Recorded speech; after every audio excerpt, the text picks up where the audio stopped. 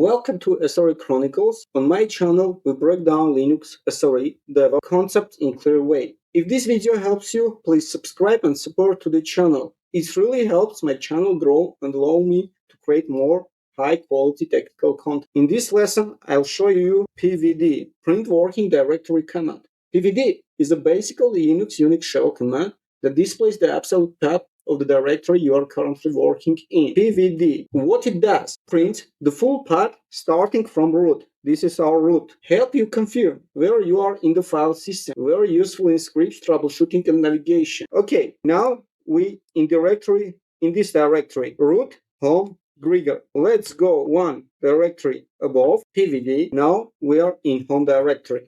PWD has two options. PWD L shows you logical path, PWD P physical path. Why? We need to use PWD. Verify your location before running the structure command such as rm or move. Debug scripts rely on relative paths combined with other commands. For example, echo